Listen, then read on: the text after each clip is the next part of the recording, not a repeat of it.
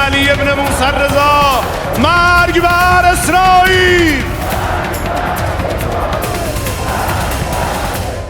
दोस्तों, ईरान और इजराइल के बीच में हुए 12 दिन के युद्ध के जो घाव हैं जो ईरान ने इजराइल को दिए या यूएस के उस कतर में मौजूद यूएस मिलिट्री के बेस को दिए, वो घाव अब तक भरे नहीं हैं और उसकी ताज़ा तस्वीरें जारी हुई हैं।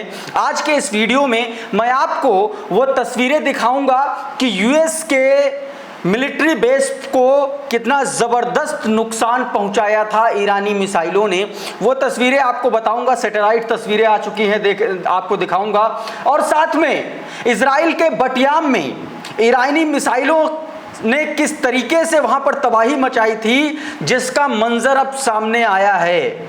इजराइल दरअसल अब उन इमारतों को खुद ही जमींदोज करने के लिए जो है मजबूर हो गया है। वो पूरी खबर आपको मैं दिखाने और बताने की कोशिश करूंगा।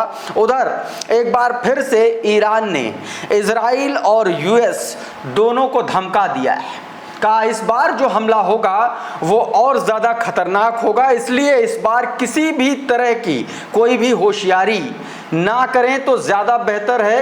रक्षा मंत्रालय ने क्या कहा, डिफेंस मिनिस्ट्री ने क्या कहा है, इसके अलावा ईरानियन पार्लियामेंट के स्पीकर ने क्या बयान दिया है, क्या बड़ा खुलासा किया है अमेरिका के बारे में और इजराइल के बारे में, वो बताऊंगा। उधर यमन में अंसरुल्लाह ने एक बार फिर से इजराइल को एक बड़ा, एक तरीके से आप कह सकते हैं झटका दिया है, एक बड़ा आप कहिए कि उसको धमकी देते हुए चेताया है, वो खबर बताऊंगा। और कैसे फलस्तीन में हमास के लड़ाकों ने इजरायली सैनिकों को फिर से खदेड़ा है, और ना सिर्फ खदेड़ा है बल्कि कईयों को तो मार भी गिराया है, वो भी तस्वीरें। और बावजूद इसके कैसे लगातार बेंजामिन नेतन्याहू अपनी नरसंहार की रणनीति को आगे बढ़ाने की को लेकर के बात कर रहा है, वो तमाम सारी तस्वीरें आपको दिखाऊंगा। और साथ में आखिर में दिखाऊंगा कि कैसे यूएस में ट्रंप नंगा किया जा रहा है, तमाम सारी तस्वीरें। लेकिन सबसे पहले ये तस्वीरें देखिए, दरअसल अलग अलग तस्वीरें दोस्तों।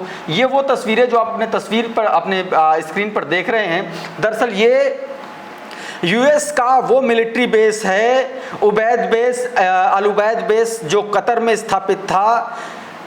जब अमेरिका ने, यूएस ने ईरान के तीनों न्यूक्लियर साइट पर अपने बंकर बस्टर बॉम्ब से हमला किया था, उसके बाद उसके जवाब में कतर में अमेरिकी सैन्य बेस पर जो हमला किया था, ये उसकी सैटेलाइट तस्वीरें हैं दोस्तों। और ये अभी अभी ये तस्वीरें आई हैं, ये देखिए, ये जो इलाका है, ये पूरा इलाका दोस्तों दरअसल उसी सैन्य बेस से जुड़ा हुआ। अब इस तस्वीर में देखिए, ये जो रेड सर्कल आप देख रहे हैं ना, रेड स्क्वायर जो देख रहे हैं, ये बेसिकली ये वो जगह है जहां पर ईरानी मिसाइलों ने यूएस के उस बेस को बहुत ज़बरदस्त नुकसान पहुंचा। ये तो देखिए, ये पहले दिखता है, हमले से पहले ऐसा दिखता है, और हमले के बाद की ये तस्वीर देखिए, ये देखिए पूरी तरीके से वहां पर एक ब्लैक स्पॉट नजर आ रहा है। चूंकि सैटेलाइट की तस्वीरें, यानी कि आप ये समझिए कि अगर सैटेलाइट से इतना क्लियरली समझ में आ रहा है कि ये ब्लैक स्पॉट है, तो आप समझिए कि कितना ज़बरदस्त तरीके से ईरानी मिसाइलों ने वहाँ पर तबाही मचाई होगी, ये आप आसानी से समझ सकते हैं। वहाँ पर देखिए यूएस के जो सैनिक हैं, सेना के लोग हैं, वो लगातार अब वहाँ पर काम हो रहा है। प्रेस टीवी के हवाले से खबर है जिसमें बताया गया कि satellite images suggested Iran missile strike on US run Al Udeid air base, Qatar destroyed in communication antenna. Communication जो एंटीना था वो डिस्ट्रॉय कर दिया था सीधे तौर पर ईरानियन मिसाइलों ने, leaving the blackened crater and damage to the nearby hangar. सीधे तौर पर यह बताया गया कि किस तरीके से वहां पर ये हमला हुआ है। इन तस्वीरों में आप साफ तौर पर देख सकते हैं। अब यह तस्वीर देखिए, ये वीडियो दोस्तों ये इजराइल का वीडियो है, और देखिए क्रेन के जरिए, जेसीबीज के जरिए यहाँ पर बिल्डिंग को ढहाया जा रहा है। ये वो बिल्डिंग है दोस्तों जो इजराइल के बटियाम में स्थित है, और ये बिल्डिंग ईरानियन मिसाइल के अटैक में बुरी तरीके से क्षतिग्रस्त हुई थी। दावा यह किया जा रहा है कि दरअसल इस बिल्डिंग की नींव तक हिला दी है ईरानी मिसाइलों ने, और इसीलिए इजराइल इस बिल्डिंग को गिराने के लिए मजबूर है। ये वो तस्वीरें हैं, आप देख लीजिए, आप खुद ही इसको इजराइल की जो सरकार है वो इस बिल्डिंग को गिराती हुई नजर आ रही है दोस्तों। तो एक ये तस्वीर। उधर दोस्तों ईरानी डिफेंस मिनिस्टर ने एक बार फिर से ईरान को और यूएस को दोनों से वार्निंग दे दी है, चेतावनी दे दी है। वर्ल्ड वॉर 3 नाम का ट्विटर हैंडल है, उसने सीधे तौर पर लिखा कि Iran defence minister warned that the country's arm forces are fully prepared to deliver harsh and regret inducting response to any future Israeli और western adventurism Iranian media reported. दोस्तों सीधे तौर पर यह बात कही गई है दोस्तों। इसका मतलब सीधा सीधा ये है, सीधे तौर पर यह कह दिया है ईरानी रक्षा मंत्री ने कि अगर इजराइल या पश्चिम की तरफ से इस बार कोई भी दुस्साहस किया तो बहुत बड़ा पछतावा होगा, ये सीधे तौर पर कहा है। उनका कोट अनकोट बयान मैं आपको एक बार हिंदी तर्जुमा बता देता हूं। उसका मतलब ये है कि हमारे दुश्मन अगर किसी भी प्रकार की मूर्खता या सैन्य कार्रवाई की सोचते हैं तो उन्हें ऐसा जवाब मिलेगा जो उनके लिए गंभीर पछतावे का कारण बन सकता है। हमारी सेना सतर्क है और हर स्थिति का जवाब देने में सक्षम है। तो ये बात दोस्तों उधर उन्होंने ये कही। इधर पार्लियामेंट के जो ईरानियन पार्लियामेंट के जो स्पीकर हैं उन्होंने सीधे तौर पर एक बयान दिया। देखिए ये प्रेस टीवी की जो हेडलाइन आप देख रहे हैं इसमें सीधे तौर पर लिखा गया है कि US must compensate for aggression against Iran. उन्होंने कहा कि ईरान के खिलाफ यूएस ने जो एग्रेशन किया है उसका उसे हर्जाना देना पड़ेगा, उसका उसे भुगतान करना पड़ेगा। ये बात सीधे तौर पर कही है दोस्तों। Iranian parliament speaker Mohammad Baqer Ghalibaf asserted that the cessation of the Israel's recent military aggression was due to the regime's failure rather than any resistance on its part। सीधे तौर पर दोस्तों उन्होंने ये बात कह दी है। अब आगे बढ़ते हैं और एक और तस्वीर आपको एक और खबर बताता हूँ। ये देखिए, ये तो ईरान की बात हो गई। उधर यमन से लगातार हुतीज और अंसरुल्लाह जो है वो धमका रहे हैं। ये हेडलाइन देखिए जरा, Ansarullah leaders warning to Israel reopening Eilat port impossible. सीधे तौर पर कहा गया कि एलाइट पोर्ट जो है उसको दोबारा ओपन करना या सुचारू रूप से चालू करना ये एकदम एक तरीके से इम्पॉसिबल है, ये एक तरीके से आप कह दीजिए कि असंभव उन्होंने सीधे तौर पर बता दिया दोस्तों।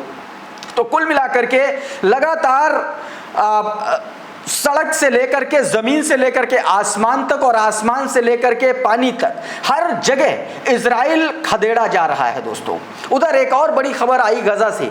गजा में एक और इजरायली सैनिक जो है मार गिराया गया है। देखिए दोस्तों ये रीब्रान इसका नाम है दोस्तों, रीब्रान 21 साल का जायनिस्ट गैलोनी ब्रिगेड का कमांडर है और ये जो दोस्तों गजा में हमास के हमले में मार गिराया गया है। ये जो तस्वीर आप देख रहे हैं ये उसी लड़ाके की है, इजरायली सैनिक की है, आईडीएफ के सैनिक की। 21 साल का ये सैनिक हमास के हमले में मारा गया है दोस्तों। कुछ और तस्वीरें मैं आपको दिखाता हूं हमले की दोस्तों। ये देखिए, ये एक और खबर प्रेस टीवी के हवाले से जिसमें कहा गया कि Israeli occupation reports that the squad commander from the Golani brigade was killed during the fighting in Khan Younis southern Gaza strip. Khan Younis में साउदर्न गजा स्ट्रिप जो है वहां पर इसको गजा के साथ जो रेसिस्टेंस हुआ उसमें इसको मारा गया है। ये बात सीधे तौर पर दोस्तों कही गई है। उधर दोस्तों एक और खबर देखिए, ये देखिए प्रेस टीवी के हवाले से एक और खबर, multiple Israeli helicopter attempt to evacuate killed and injured soldiers following the major security incident in southern Gaza. सीधे तौर पर कहा गया कि दक्षिणी गाजा में हमास के हमले में मारे गए या घायल हुए जो आईडीएफ के सैनिक हैं उनको लाने के लिए, सहायता पहुंचाने के लिए कई हेलीकॉप्टर जो है वहां पर पहुंचे। तो ये तस्वीर दोस्तों वहां पर दिखाई गई। उधर एक और फुटेज देखिए सामने आई है। Footage shows the Palestinian resistance forces targeting the Israeli military positions in the Abasan al Kabira area east of the Khan Younis city. Khan Younis city के ईस्ट इलाके में ये देखिए सीधे तौर पर हमास के जो लड़ाके हैं वो किस तरीके से इजराइल को टारगेट कर रहे हैं, ये इन तस्वीरों में आप साफ तौर पर देख सकते हैं दोस्तों। ये देखिए इन तस्वीरों में आप देखिए कि किस तरीके से यहाँ पर इजरायली सैनिकों को टारगेट किया जा रहा है और वहाँ पर लड़ाई चल रही है दोस्तों। ये देखिए लगातार यहाँ पर बम से हमला हो रहा है, लगातार जो है हथियारों से निशाना बनाया जा रहा है। उधर दोस्तों thousands of the Moonis chant down with Israel. सीधे तौर पर इजराइल के खिलाफ लाखों हजारों की भीड़ ने नारेबाजी की है। और ये तस्वीरें दोस्तों ये रेजा हॉली शेन ऑफ द मशहद की तस्वीरें हैं जिसमें सीधे तौर पर हजारों लोग किस तरीके से इजराइल के खिलाफ जो है नारेबाजी करते हुए नजर आ रहे हैं। हजारों की संख्या में लोग इकट्ठे हुए हैं और इजराइल का जो नरसंहार का जो तरीका है उसके खिलाफ लोग अब खड़े हो गए हैं दोस्तों। उधर रेड सी की क्या हालत है वो आपने देख ही ली है दोस्तों। तो कुल मिलाकर के चौतरफा जो है वो इजराइल जो है अब वो फंसा हुआ आ रहा है, बावजूद इसके नेतन्याहू मान नहीं रहा है। नेतन्याहू ने देखिए क्या कुछ कहा है, ये एक बयान सुनिए जरा इसका।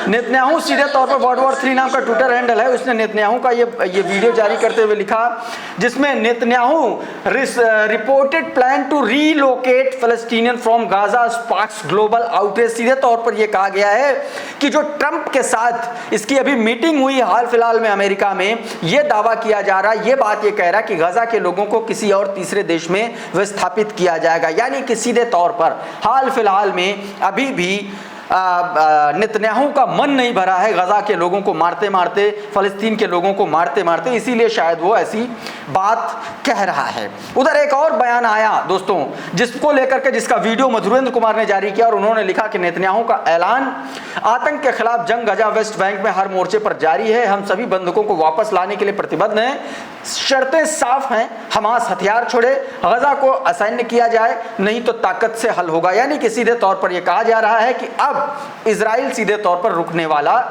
नहीं है दोस्तों। उधर कमला हैरिस ने डोनाल्ड ट्रंप को बुरी तरीके से एक्सपोज कर दिया है। ये देखिए एक इंटरव्यू में या यूं कहें कि एक बातचीत के दौरान कमला हैरिस ने सीधे तौर पर कहा कि demands Trump immediate impeachment, explosive evidence could and him in the day. सीधे तौर पर कमला हैरिस ने बड़े गंभीर आरोप लगाए। उन्होंने सीधे तौर पर ये एक तरीके से कमला हैरिस ने ये चेतावनी दी और कहा कि अगर ट्रंप इस तरीके की कार्रवाई या उन पर ऐसे गंभीर आरोप लगाए जिससे ये बात साबित होती है कि उन्होंने ये कहा कि ट्रंप पर महाभियोग तुरंत जो है वो महाभियोग चलना चाहिए, क्योंकि उनके पास या यूं कहें कि उनके खिलाफ विस्फोटक सबूत जो है वो जारी किए गए हैं, जिससे ये पता चलता है कि उन्होंने जो है 2020 में राष्ट्रपति के चुनाव के बाद सत्ता में रहने के लिए असंवैधानिक कदम उठाने की कोशिश की है। तो दोस्तों कुल मिलाकर के चौतरफा आप ये कह सकते हैं, चौतरफा जो है फंसा हुआ नजर आ रहा है ट्रंप से लेकर के इजराइल दोनों।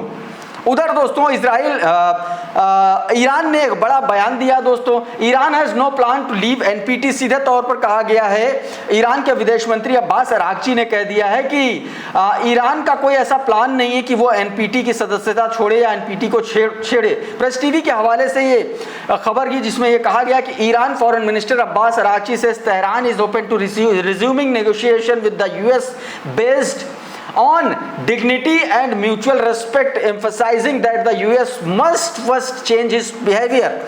उन्होंने सीधे तौर पर कहा सबसे पहले अमेरिका को अपना स्वभाव बदलना चाहिए और ये गुंडागर्दी वाली टोन लैंग्वेज उसको शांत रखना चाहिए, उसी के बाद ही कोई नेगोशिएशन हो सकता दोस्तों। तो कुल मिलाकर के इस वीडियो में फिलहाल इतना ही। बहुत बहुत शुक्रिया, बहुत बहुत धन्यवाद। आप जुड़े रहिए आपके अपने चैनल द लाइव टीवी के साथ। नमस्कार।